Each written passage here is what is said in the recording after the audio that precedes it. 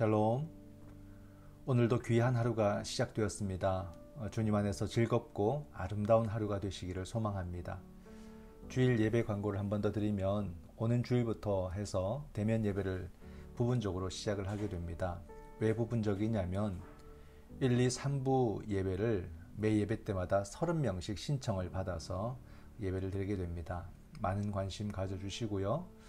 어떻게든 우리가 예배에 더 참여할 수 있도록 그렇게 힘써 주시기를 바랍니다.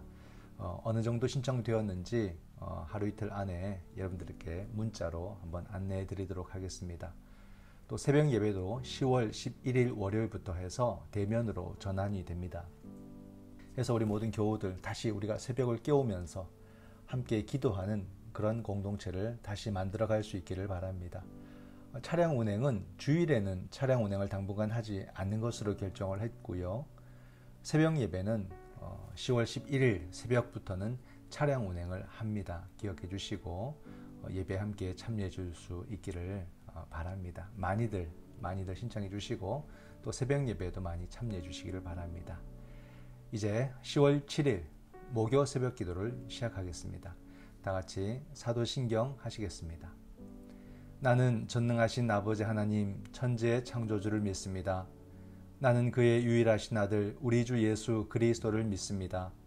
그는 성령으로 잉태되어 동정녀 마리아에게서 나시고 본디오 빌라도에게 고난을 받아 십자가에 못 박혀 죽으시고 장사된 지 사흘 만에 죽은 자 가운데서 다시 살아나셨으며 하늘에 오르시어 전능하신 아버지 하나님 우편에 앉아 계시다가 거기로부터 살아있는 자와 죽은 자를 심판하러 오십니다. 나는 성령을 믿으며 거룩한 공교회와 성도의 교제와 죄를 용서받는 것과 몸의 부활과 영생을 믿습니다. 아멘. 사랑의 하나님, 은혜에 감사드립니다. 오늘도 허락하신 이 하루를 믿음의 눈으로 바라보게 하시고 주님의 마음으로 내게 주어진 모든 일들을 온전히 감당할 수 있도록 인도하여 주시옵소서. 이 예배를 주께 맡기오며 예수님의 이름으로 기도드립니다. 아멘. 찬송가 380장입니다. 나의 생명 되신 주. 나의 생명 되신 주, 주님 앞에 나아갑니다. 주의 흘린 보혈로 정케하사 받아주소서. 날마다 주를 찬송하겠네. 주의 사랑 줄로서 나를 굳게 잡아내소서. 괴로운 세상 지낼 때 나를 인도하여 주소서. 주를 믿고 나가면 나의 길을 잃지 않겠네. 날마다 주를 찬송하겠네. 주의 사랑 줄로서 나를 굳게 잡아내소서. 세상 살아갈 때에 주를 더욱 사랑합니다. 밝고 빛난 천국에 나의 영혼 들어가겠네. 날마다 주를 찬송하겠네. 주의 사랑 줄로서 나를 굳게 잡아내소서.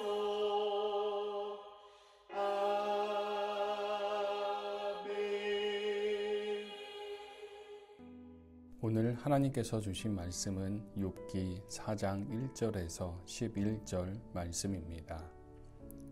대만 사람 엘리바스가 대답하여 이르되 누가 내게 말하면 내가 실증을 내겠느냐? 누가 참고 말하지 아니하겠느냐? 보라, 전에 내가 여러 사람을 훈계하였고 손이 늘어진 자를 강하게 하였고 넘어지는 자를 말로 붙들어 주었고 무릎이 약한 자를 강하게 하였거늘 이제 이 일이 내게 이름에 내가 힘들어하고 이 일이 내게 닥침에 내가 놀라는구나. 내 경외함이 내 자랑이 아니냐? 내 소망이 내 온전한 길이 아니냐? 생각하여 보라. 죄 없이 망한 자가 누구인가? 정직한 자의 끊어짐이 어디 있는가? 내가 보건대 악을 밭갈고 독을 뿌리는 자는 그대로 거두나니 다 하나님의 입 기운에 멸망하고 그의 콧김에 사라지느니라. 사자의 우는 소리와 젊은 사자의 소리가 그치고 어린 사자의 이가 부러지며 사자는 사냥한 것이 없어 죽어가고 암사자의 새끼는 흩어지느니라. 아멘. 네, 오늘의 말씀을 묵상합니다. 오늘의 말씀에는 대만 사람 엘리바스가 욥에게 말하는 장면이 나타납니다. 친구들이 욥에 대해서 조언을 하지만 도리어 그 조언은 욥에게 많은 상처를 주게 됩니다. 오늘의 말씀이 주는 교훈이 무엇인가를 함께 살펴보겠습니다. 본문 해설입니다. 욥의 태도에 대한 비판. 의인은 번영하고 악인은 망한다는 것은 일반적인 법칙입니다. 엘리바스는 이러한 보상 법칙을 토대로 말합니다. 2절은 다음과 같이 번역할 수가 있습니다. 곤비한 너에게 사람이 말을 할 수 있겠느냐? 그러나 누가 말하는 것을 참을 수 있겠느냐? 이를 고려하면 엘리바스는 욥의 처참한 상황을 잘 알고 있었습니다. 하지만 그럼에도 생일을 저주하는 그 욥의 말을 듣고서 가만히 있을 수가 없어서 비판의 충고를 엘리바스가 하는 것입니다. 먼저 그는 욥의 과거를 일깨웁니다.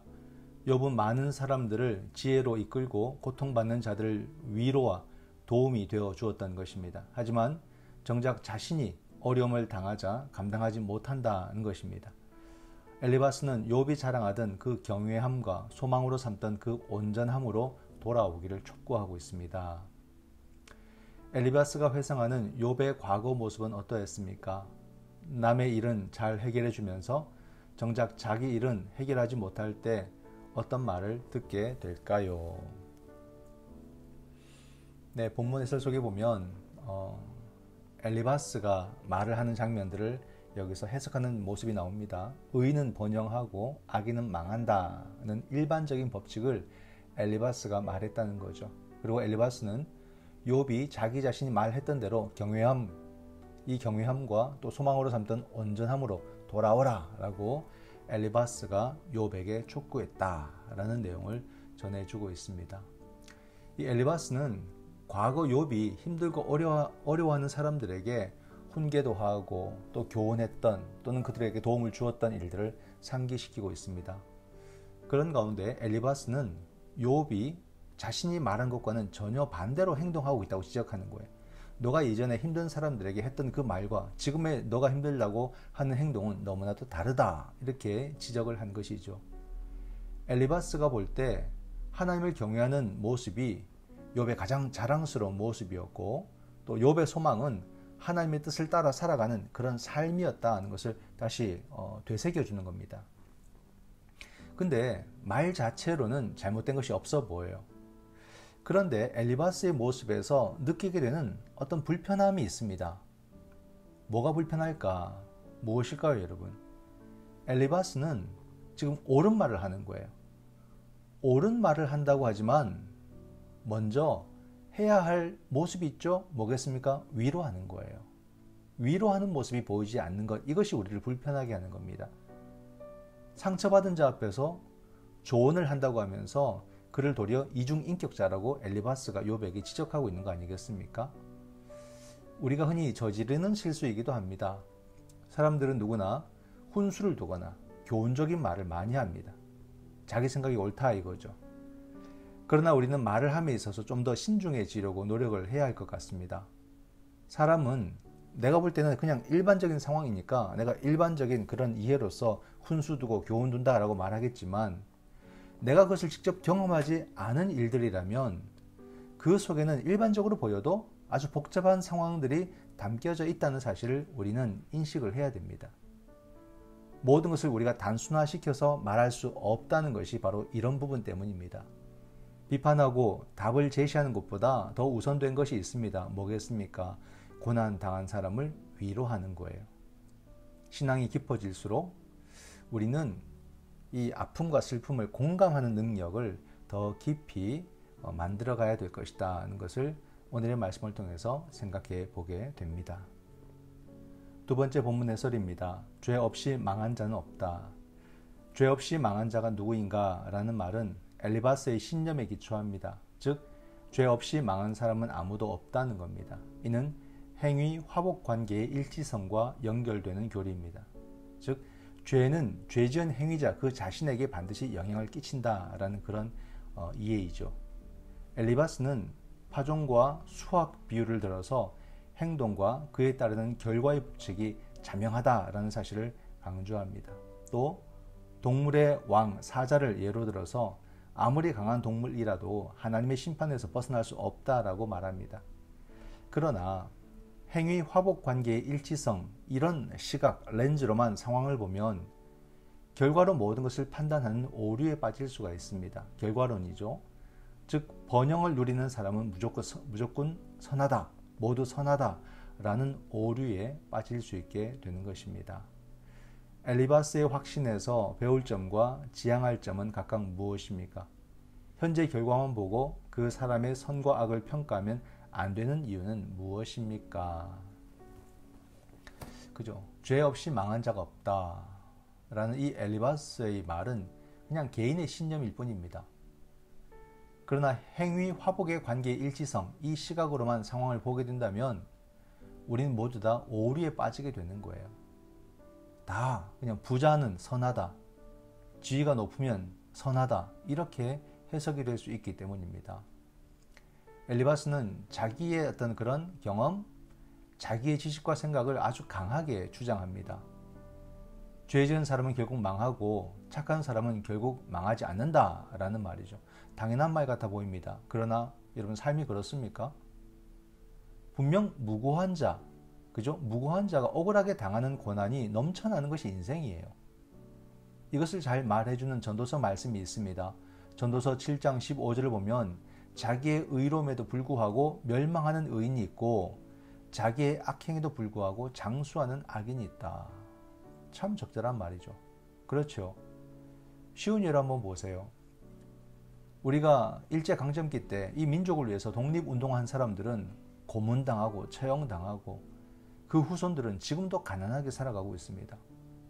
그러나 친일에 앞장서며 같은 민족을 억압했던 자들은 그때 얻은 기회로 지금도 기득권 가지고 떵떵거리며 살아가는 모습을 볼 때 우리의 삶은 그냥 세상의 상식으로 흘러가는 게 아니다는 것을 알 수가 있는 거죠. 적절히 타협하면 세상 사는데 어려움이 좀 덜하고 믿음 지키고 살면 어려움을 더 느끼게 되는 이런 모습들이 우리 삶 속에는 반드시 있다는 겁니다. 엘리바스의 말은요, 하나님의 주권을 인정하는 것처럼 여기서 잘 보이지만 이는 세상을 매우 교과서적으로 이해하는 그런 모습, 이러한 태도가 도리어 어떻게 됩니까? 어려움 당한 자의 마음에 지울 수 없는 상처를 줄 수 있다는 겁니다. 우리는 엘리바스처럼 내 말이 맞다, 내가 옳다라고 하면서 상처받은 자에게 너무 많은 말을 할 때가 있습니다. 도리어 그 말은 그에게 지울 수 없는 상처를 줄 수가 있다는 것도 우리는 인식을 해야 됩니다. 엘리바스의 주장과 예수님의 삶을 비교해보면 답이 나옵니다. 예수님은 의인이시면서 고난을 당하셨어요. 죄값이 아니다 이 말입니다. 엘리바스를 보고 우리가 기억해야 될 것은 사소한 일이어도 그 안에는 복잡한 여러 가지 스토리, 맥락이 담겨져 있다는 것을 우리가 알아야 되고, 비판과 교훈을 앞세우기보다 먼저 위로하고 기다려주고 위에서 기도하는 그런 성숙된 성도의 삶을 우리가 가져야 되겠다라는 거죠. 그래서 이웃을 늘 보호해주고 지켜주는 그런 디아콘, 섬기는 종이 모두가 될 수 있기를 주님의 이름으로 축원드립니다. 기도하겠습니다. 사랑의 주님, 오늘도 내게 허락하신 모든 사람들을 위로하며 그들을 더 사랑하게 하시고 또 그들을 위해 끝까지 기도하는 그런 이웃, 그런 친구가 되게 하여 주시옵소서. 내가 경험한 주님의 사랑을 받은 그대로 사랑으로 베풀며 살아갈 수 있도록 우리를 도와주시옵소서. 이 모든 말씀 예수님의 이름으로 기도드립니다. 아멘. 지금은 우리 주 예수 그리스도의 은총과 아버지 하나님의 놀라우신 사랑과 성령 하나님의 위로 교통 하나 되게 하심이 나를 위해 자신을 주신 우리 주님을 본받아서 상처받은 자를 더 위로하고 그를 위해 기도하며 그 아픔과 상처에서 속히 회복되고 건강해지기를 소망하는 그런 섬김의 종이 되기를 원하는 여기 사랑하는 주의 모든 자녀들과 저들의 가정 위에 지금부터 영원토록 함께 하시기를 간절히 축원하옵나이다. 아멘. 이 시간 함께 기도드리겠습니다. 함께 드릴 기도의 제목은 먼저 말씀을 생각하며 나를 위한 신앙을 이제 넘어서서 연약한 자를 돕고 상처받은 자를 위로하는 그런 섬기는 삶을 살아갈 수 있도록 나를 도와주옵소서. 그런 가운데 내 삶도 끊임없이 주님의 위로와 도우심 속에 살아갈 수 있도록 성령 하나님 나를 인도하여 주시옵소서. 코로나의 영적 싸움에서 정말로 이 땅의 교회가 그리고 믿음의 자녀들이 패하지 않게 하시고 결국 믿음으로 이겨내어서 이 사회를 돕고 이 사회가 속히 안정을 되찾을 수 있도록 우리를 붙드시고 우리를 사용하여 주시옵소서. 가능제일교회가 이제 예배를 정상화하기 위해서 첫걸음을 내딛고 있습니다.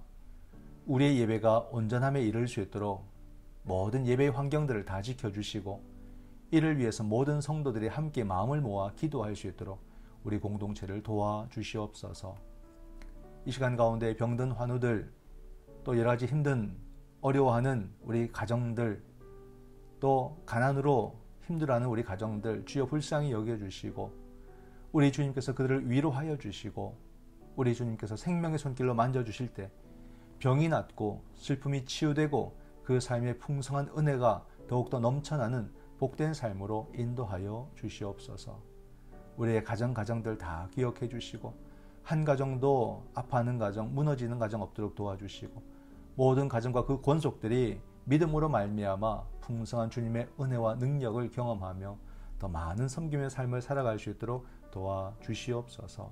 다 같이 함께 기도하시겠습니다.